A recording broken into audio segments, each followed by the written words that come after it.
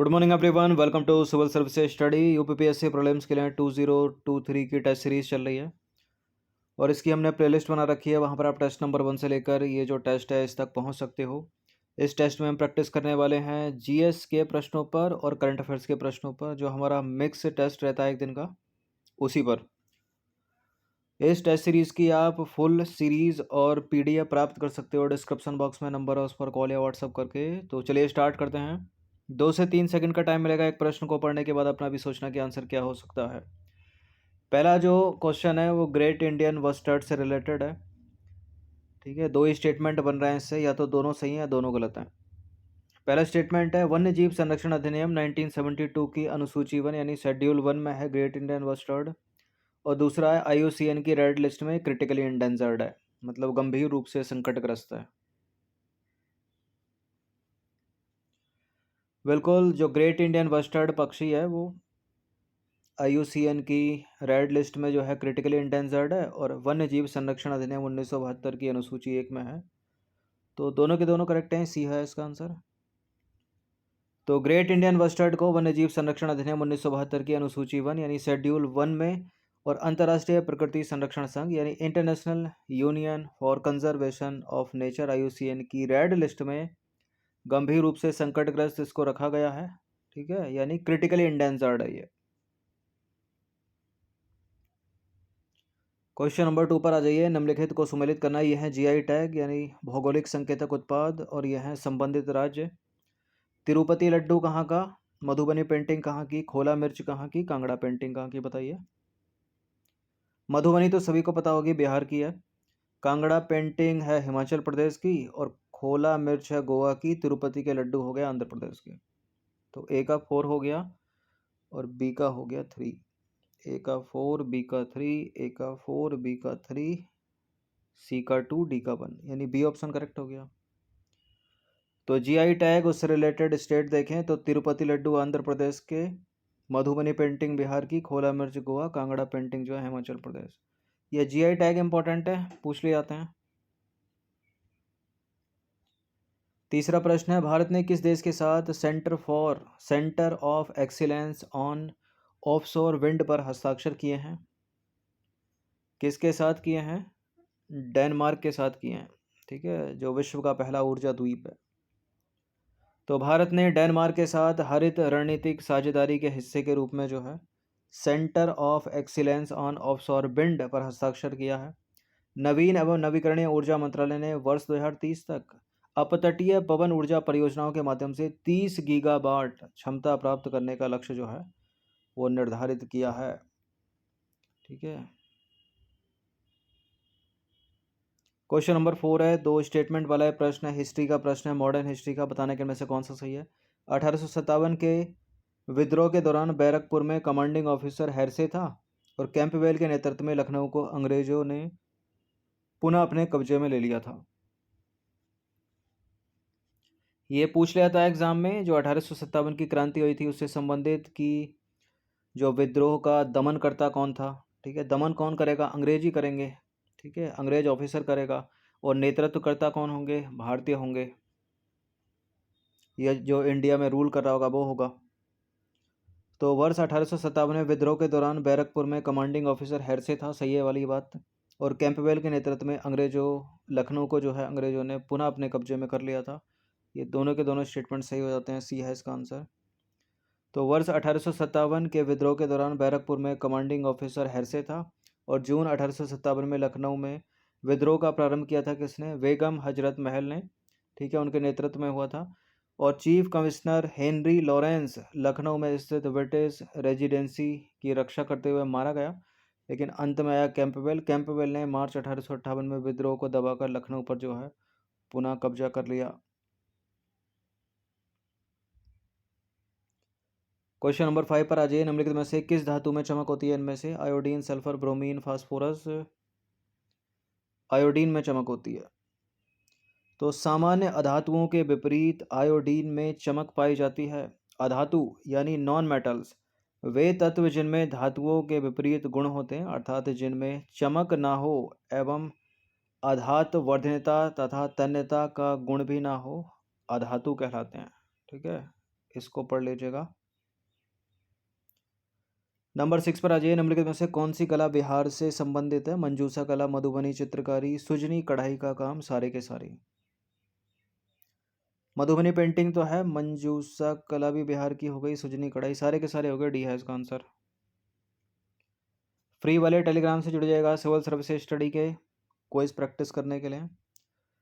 तो देखिए, बिहार का जो मिथिलांचल प्रांत है वो मधुबनी चित्रकारी के लिए है, जो अंग प्रांत है वो मंजूषा कला से संबंधित है। मधुबनी पेंटिंग की बात करें और सुजनी कढ़ाई का काम की बात करें, ये बिहार के भौगोलिक संकेतक उत्पाद हैं, यानी जीआई टैग हैं।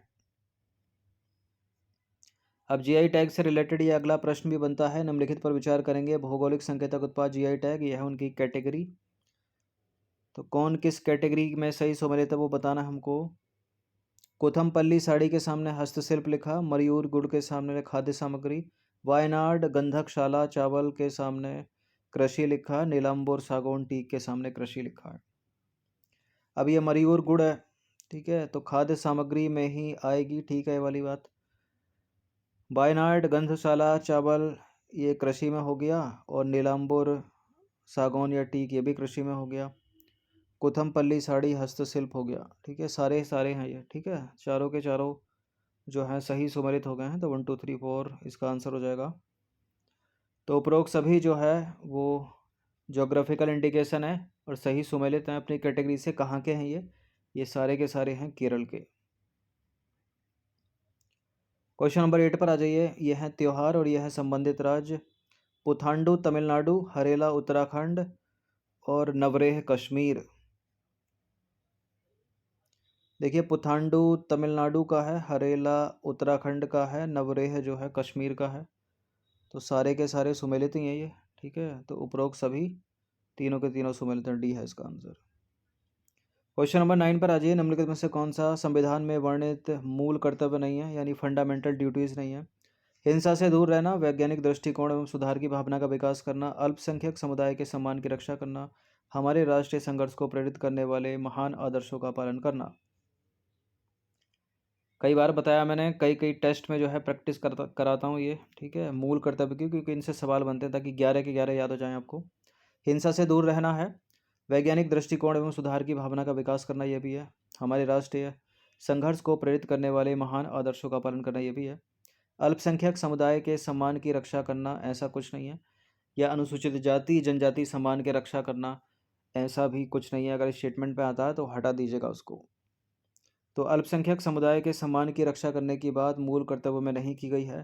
फिर किसके रक्षा करने की बात की गई है? तो भारतीय संविधान में वर्णित मौलिक कर्तव्यों में भारत की संप्रभुता, एकता और अखंडता को बनाए रखने की बात की गई है तथा उसकी रक्षा करने की बात की गई है, न कि अल्पसंख्यक समुदाय की।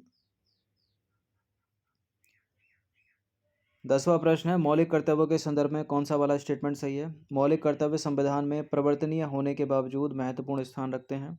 मौलिक कर्तव्यों को आयरिश संविधान से लिया गया है। देखिए, आर्य संविधान से तो डीपीएसपी लिए गए, यानी राज्य के नीति अंशक सिद्धांत, ये सोवियत संघ रूस के हैं, गलत है। और मौलिक कर्तव्य जो है वो गैर प्रवर्तनीय है, प्रवर्तनीय नहीं है। तो इसका आंसर क्या हो जाएगा? Option number D. तो ना तो पहला ना ही दूसरा सही है। मौलिक कर्तव्य संविधान में गैर प्रवर्तनीय होने के बावजूद महत्वपूर्ण स्थान रखते हैं, और मौलिक कर्तव्य को सोवियत संघ रूस के संविधान से लिया गया है, और राज्य के नीति निषेध तत्वों को आयरलैंड यानी आयरिश कॉन्स्टिट्यूशन से लिया गया है। ये कौन कौन सी चीज़ कहाँ से ली गई है मैच करने के लिए पूछ ली जाती है, इंपॉर्टेंट है। ये करंट से रिलेटेड एक प्रश्न आ जाता है इंपॉर्टेंट। भारत सरकार ने संपूर्ण भारत के बेरोजगार मजदूर परिवारों के लिए ई श्रम कार्ड योजना का शुभारंभ किया है। आपको बताना है कि इस योजना के तहत जो है आयु सीमा पात्रता कितनी है?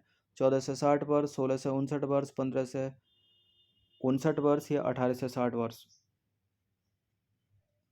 ई श्रम कार्ड योजना के तहत आयु सीमा पात्रता कितनी है? प्रश्न इंपॉर्टेंट है ये।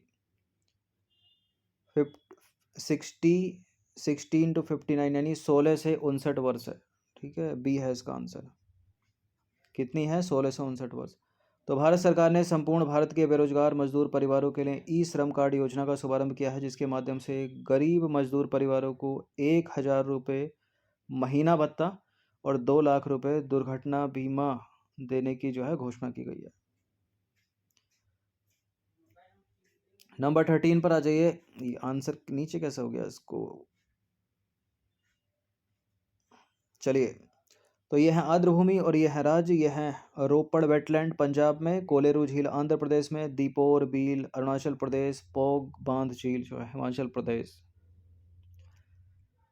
तो जैसे कि आपको आंसर तो दिख गया, ठीक है। तो दीपोर बील जो है, जो आर्द्रभूमि है वो असम में है, ना कि अरुणाचल प्रदेश में। बाकी रोपड़ वेटलैंड पंजाब में, कोलेरू झील आंध्र प्रदेश में, पोग बांध या पोग डैम हिमाचल प्रदेश में। तो सी गलत है, यह है झील, यह है अभ्यारण्य, ठीक है। रामसर साइट का दर्जा। अगला प्रश्न है ये, ठीक है। वो 12वां प्रश्न था, अगला प्रश्न है ये। उसका आंसर क्या है? दीपोर बील जो है अरुणाचल प्रदेश में नहीं है, दीपोर बील असम में। अब यह है क्वेश्चन नंबर 13। यह है झील अभ्यारण्य और यह है रामसर साइट का दर्जा इनको कब दिया गया? तो सुर सरोवर या कीथम झील उत्तर प्रदेश की है, ये 2020 में इसको दर्जा। सुल्तानपुर राष्ट्रीय उद्यान 2021 में दर्जा। खिजड़िया पक्षी अभ्यारण्य को रामसर साइट का दर्जा 2021 में, और बखीरा वन्यजीव अभ्यारण्य को 2022 में। कुछ गलत लिखा है क्या? सुर सरोवर कीथम झील उत्तर प्रदेश की 2020 में इसको रामसर साइट का दर्जा मिला। सुल्तानपुर राष्ट्रीय उद्यान को 2021 में मिला। अभी हाल ही में जो 2 अक्टूबर को विश्व आर्द्रभूमि दिवस मनाया गया था, उसमें जो है 2022 में जो है खिजड़िया पक्षी अभ्यारण्य और बखीरा वन्यजीव अभ्यारण्य को जो है रामसर साइट का दर्जा दिया गया। तो ये जो 2021 लिखा है ये भी गलत है, यहाँ पर 2022 यहाँ होना चाहिए। तो डी वाला करेक्ट है, सी वाला जो है इनकरेक्ट हो गया, ठीक है। खिजड़िया पक्षी अभ्यारण्य जो है गलत है, 2021 सही उत्तर है यहाँ। यह है झील अभ्यारण्य और यह है राज्य और रामसर साइट का दर्जा। जैसे सुर सरोवर कीथम झील को उत्तर प्रदेश की है, वो 2020 में मिला। सुल्तानपुर राष्ट्रीय उद्यान को हरियाणा का है, 2021 में मिला। खिजड़िया पक्षी अभ्यारण्य गुजरात का, 2022 में इसको दर्जा मिला रामसर साइट का। 2022 में ही बखीरा वन्यजीव अभ्यारण्य को, उत्तर प्रदेश के बखीरा वन्यजीव अभ्यारण्य को 2022 में रामसर साइट का दर्जा दिया गया, इसको याद रखिएगा।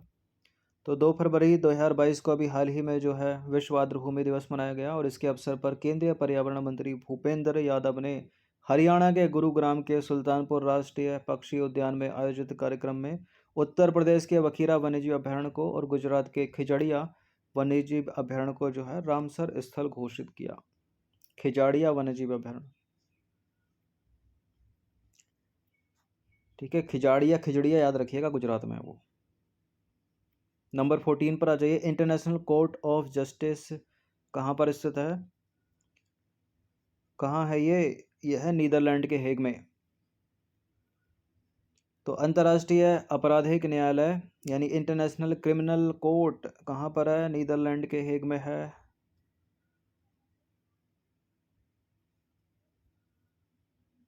ए में ही है ना आंसर? ए में ही है।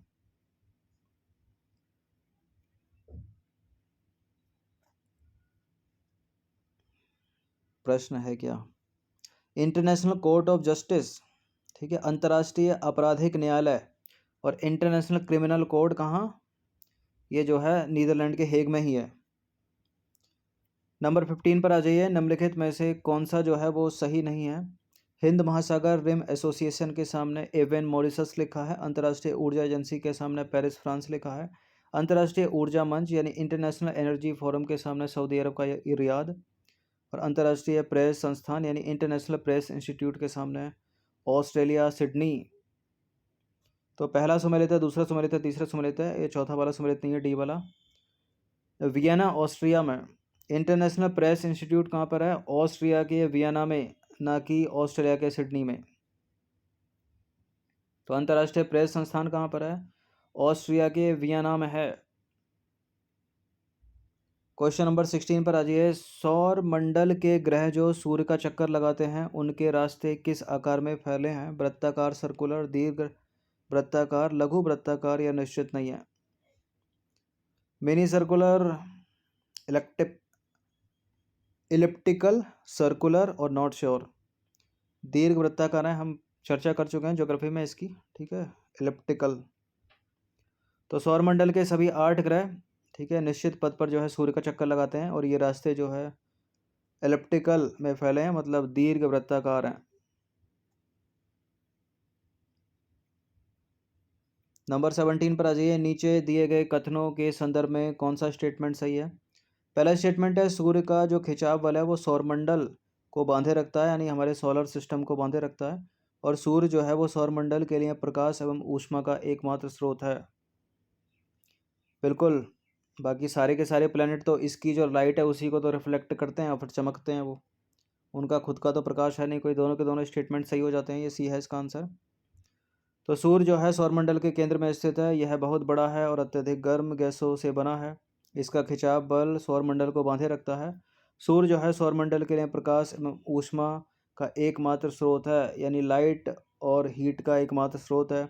हम सूर्य के अत्यधिक तेज प्रकाश को महसूस नहीं करते क्योंकि यह पृथ्वी के सबसे नज़दीक तारा होने के बावजूद हमसे लगभग 15 करोड़ किलोमीटर दूर है तथा पृथ्वी के प्रकाश को तथा सूर्य के प्रकाश को जो है पृथ्वी पर पहुंचने में कितना समय लगता है? लगभग 8 मिनट का समय लगता है। ये भी याद रखिएगा। क्वेश्चन नंबर 18 पर आ जाइए। निम्नलिखित में से कौन से खगोलीय पिंड हैं? सूर्य, चंद्रमा, पृथ्वी, उल्का पिंड। कौन कौन खगोलीय पिंड हैं इसमें? सूर्य, पृथ्वी का ऑप्शन है क्या? 1 और 3 का है। चंद्रमा, उल्का पिंड है क्या? तीसरा, चौथा, ये भी है। दूसरा, चौथा। लेकिन ये सारे के सारे खगोलीय पिंड हैं, तो 1 2 3 4 इसका आंसर हो जाएगा डी। तो सूर्य यानी सन हो गया, चंद्रमा यानी मून हो गया, पृथ्वी यानी अर्थ हो गई, उल्का पिंड, ये सारे के सारे तथा वे सभी वस्तुएं जो रात के समय में आसमान में चमकती हैं वो क्या कहलाती हैं? खगोलीय पिंड। और चमकेगी कैसे? इसके सूर्य के प्रकाश को जो है रिफ्लेक्ट करती हैं। अगर वो खुद एक तारा है तो उनका खुद का प्रकाश होगा, खुद की हीट होगी। क्वेश्चन नंबर 19 क्या कहता है? निम्नलिखित कथनों में से कौन से कथन जो है सत्य हैं? पहला कथन है, अंतरिक्ष से देखने पर पृथ्वी हरे रंग की दिखाई देती है और पृथ्वी का हरा रंग हमें यहाँ के वनों के कारण दिखाई देता है। देखिए, पहली बात तो पृथ्वी अंतरिक्ष से देखने पर नीले रंग की दिखाई देती है। ग्रीन प्लेनेट नहीं है, ये ब्लू प्लेनेट है। और इसका ये जो ब्लू प्लेनेट है क्यों है? यहाँ के वनों के नहीं बल्कि 70% भाग जो है पृथ्वी पर पानी पानी है उसके लिए है। तो कोई भी सही नहीं है इनमें से, डी है इसका आंसर। तो ना तो एक सही है ना दो सही है। अंतरिक्ष से देखने पर पृथ्वी नीले रंग की दिखाई पड़ती है क्योंकि पृथ्वी की 2/3 सतह पानी से ढकी हुई है, इसलिए पृथ्वी जो है वो ब्लू प्लेनेट है, ठीक है, ना कि ग्रीन प्लेनेट। गलत है दोनों के दोनों स्टेटमेंट, डी है इसका आंसर। अंतिम प्रश्न है, ये भी ज्योग्राफी का ही प्रश्न है। सौरमंडल में किन दो ग्रहों के बीच क्षुद्र ग्रह पट्टी यानी एस्टेरॉयड बेल्ट पाई जाती है? ये मोस्ट इंपॉर्टेंट प्रश्न है, चाहे डी ग्रुप का एग्जाम हो या ए ग्रुप का एग्जाम हो, सब में जो है इसकी पुनरावृत्ति हुई है, सब में पूछा गया है। और इसका उत्तर है, बताइए क्या है इसका उत्तर? मंगल और बृहस्पति या पृथ्वी और मंगल? बुध और शुक्र नहीं है, शुक्र और पृथ्वी नहीं है, या तो सी है या डी है। मंगल और बृहस्पति यानी मार्स और जुपिटर। तो तारों, ग्रहों और उपग्रहों के अतिरिक्त असंख्य छोटे पिंड सूर्य के चारों ओर चक्कर लगाते हैं। इन पिंडों को क्या बोलते हैं? क्षुद्र ग्रह यानी एस्टेरॉयड कहलाते हैं।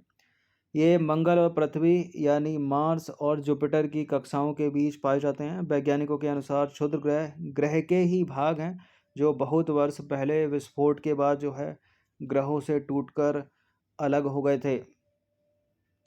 और अक्सर न्यूज़ में रहता है एस्टेरॉयड की पृथ्वी की तरफ आ रहा है, इतने व्यास का है, इतना बड़ा है, न्यूयॉर्क के एक शहर के बराबर है। अभी रिसेंटली एक न्यूज़ में था।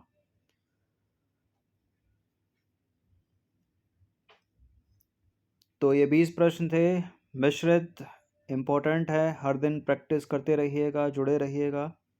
ये नंबर है, इस पर कॉल या व्हाट्सअप करके जो डेली सीरीज़ चल रही है इसका PDF प्राप्त कर सकते हो, जो PDF में प्रिंट निकाल के पढ़ना चाहता है। और फुल टेस्ट सीरीज़ प्राप्त कर सकते हो जो टेलीग्राम पर चल रही है, उसमें मिलेंगे आपको फुल टेस्ट। धन्यवाद।